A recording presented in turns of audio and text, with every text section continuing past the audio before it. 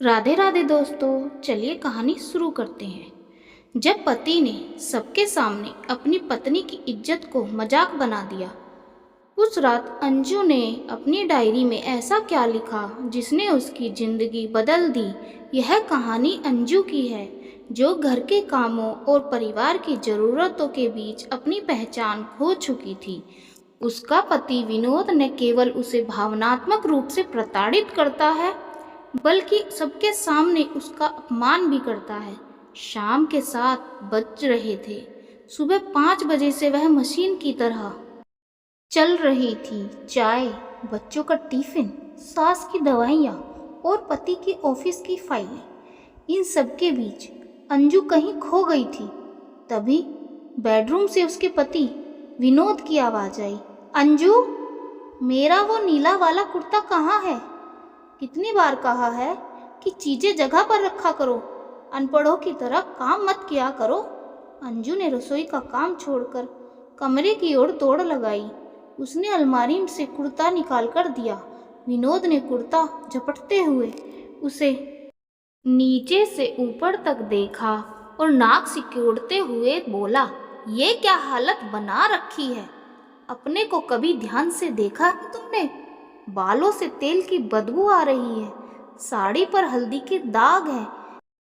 कभी खुद पर भी ध्यान दे लिया करो, या बस घर को धर्मशाला बना रखा है? अंजू का मन हुआ कि कहे, खुद पर ध्यान देने का वक्त कहाँ है विनोद? क्या कभी आपने बच्चों को संभाला ताकि मैं 10 मिनट चैन से बैठ सकूं? पर उसने कुछ नहीं कहा। वह बस चुपचाप खड़ी रही। रात को जब मेहमान आए तो विनोद ने सबके सामने अंजू का मजाक उड़ाना शुरू कर दिया। अरे भाई, अंजू को तो बस सफाई और खाना बनाने से फुर्सत मिले तब तो ये बाहर की दुनिया देखे। कल मैंने इसे एक नई मैगजीन ला कर दी तो कहने लगी, मेरे पास पढ़ने का टाइम नहीं है। सोचिए, जिसके पास खुद के लिए 15 मिनट नहीं, वो क्या खाक प्रोग्रेस करेगी? मेहमान हंस पड़े। अंजू की सासू माँ ने भी चुटकी ली। बहू तो हमारी शुरू से ही ऐसी है, इसे बस कोल्हू के बैल की तरह जुतना पसंद है। अंजलि हाथ में समोसे की प्लेट पकड़े खड़ी थी। उसकी आंखों के सामने धुंधलापन छा गया। वह सोचने लगी कि क्या मेरी घर में यही इज्जत है? उसे याद आया कि कैसे शादी से पहले उसे पेंटिंग का शौक था। वह घंटों लाइब्रेरी में बिताती थी। आज उसे अपने ही घर में एक बेकार मजदूर जैसा महसूस हो रहा था, जिसे खाना और छत तो दी जाती है पर सम्मान नहीं।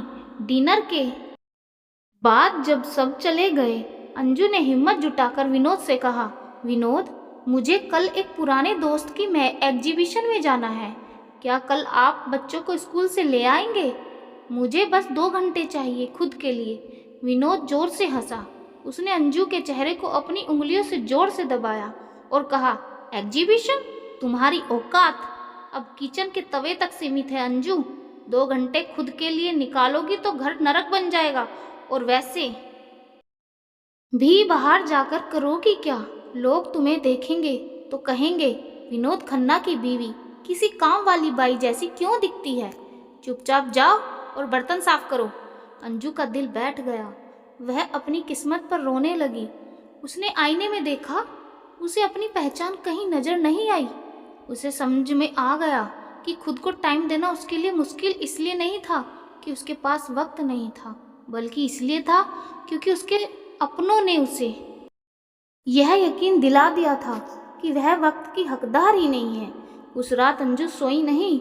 उसने अपनी पुरानी डायरी निकाली और उसमें बस एक लाइन लिखी, मैं एक इंसान हूँ, यह सिर्फ एक ज़रूरत। क्या आपके घर में भी अंजू जैसी कोई औरत है जो सबकी खुशियों के लिए खुद को भूल गई है? या क्या आप खुद एक अंजू हैं? विनोद जैसे पुरुषों को आप क्या कहना चाहेंगे, जो अपनी पत्नी को सिर्फ एक घरेलू मशीन समझते हैं? पढ़िए ये हिंदी कहानी और अपनी राय कमेंट्स में ज़रूर दें, क्योंकि आपकी एक आवाज़ किसी का नज़रिया बदल सकती है। कहानी अच्छी लगी हो तो लाइक करें, शेयर करें और चैनल को सब्सक्राइब जरूर करें। धन्यवाद दोस्तों।